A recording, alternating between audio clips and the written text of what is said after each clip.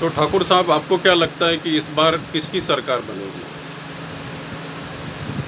देखिए, अभी वर्तमान में जो मौजूदा हालत है अभी देश की, सारी जनता हलाकान है।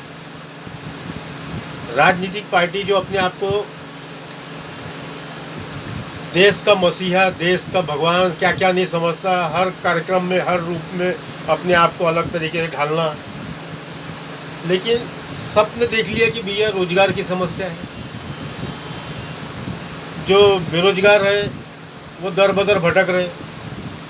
जो फौज में आज 25 साल 20 साल नौकरी करने वाले लोग थे, जिनको रिटायरमेंट में कुछ पैसा मिलता था, उनके घर परिवार बाल बच्चों का उद्धार हुआ करता था, वहाँ पे उन्होंने 3 साल की नौकरी कर दी। जो लड़का आज 18-20 साल का है, फौज में जाएगा, 25 साल की उसकी उम्र नहीं होती, घर भर के आकर के क्या करेगा? जिसके पास खेती बाड़ी हो खेती बाड़ी कर लेगा, जिसके पास कुछ नहीं हो क्या करेगा? तो इस तरीके से जो विपरीत बुद्धि चल रही है देश में, हमारे प्रधानमंत्री महोदय जी चला रहे हैं, तो बड़ी दुखद बात है। ठीक है, 2014 में जनता ने विश्वास किया कि भैया आप गुजरात के मुख्यमंत्री थे, गुजरात में आपने कुछ सुधार किया। एक स्टेट में कुछ सुधार करने के बाद में जनता ने आपके ऊपर विश्वास किया कि भैया देश में भी कुछ करेंगे, लेकिन आप वो नहीं कर पाए, उसमें आप नाकामयाब हुए। उसका खामियाजा जनता ने 2018-19 में भोग लिया, जो कोरोना काल आया। कोरोना काल में हजारों लाखों की तादाद में क्या बोलते लोगों की मौतें हुई, और वो मौतों का जिम्मेदार कोई नहीं, सिर्फ आप है।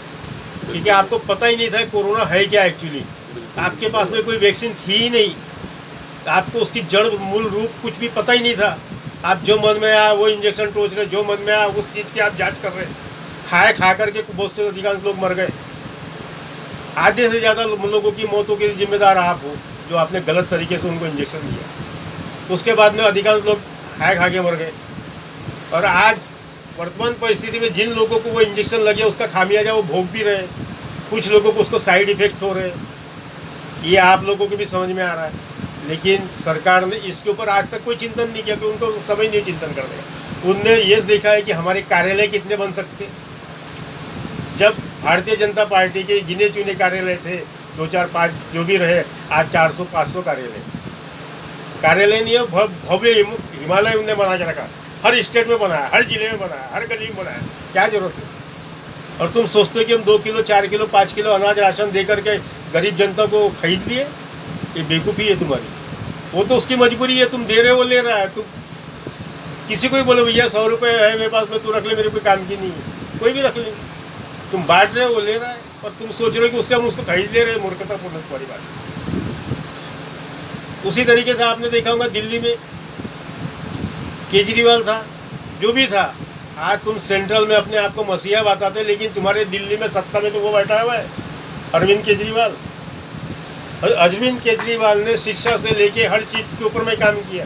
बिजली पे काम किया, बिजली बिल कम कर दिया। पानी की फैसिलिटी जो वहाँ जहाँ लाइन नहीं थी वहाँ वो भी उसने कर दिया। आज वहाँ लोग उसको मानते हैं, पूछते हैं। चुनाव का समय आया, 15 दिन पहले उठा के आपने उसको जेल में ठूस दिया। अरे आपको जेल में ही डालना था अगर वो आदमी करप्ट था, गलत था, सारी चीज़ें थी।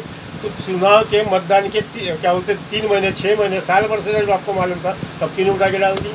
सिर्फ आप सत्ता हासिल करने की जो मोनोपोली चला रहे हैं, ये टोटली गलत है। ये सबके समझ में आ गया, अदर राजनीतिक पार्टियों को भी समझ में आ गया, यहाँ तक कि तुम्हारे खुद के पार्टी में भी लोगों को समझ में आ गया, तुम्हारे नेताओं को भी समझ में आ गया। वो भी चाहते हैं कि जुमला कब यहाँ से निकल जाए। और मौजूदा हालात में तो अभी शायद भगवान भी नहीं चाहता कि तुम दोबारा वहाँ बैठे। तुम बोलते हमने राम को लाया, तुम क्या राम को लाओगे? राम तो खुद देश में विराजमान है।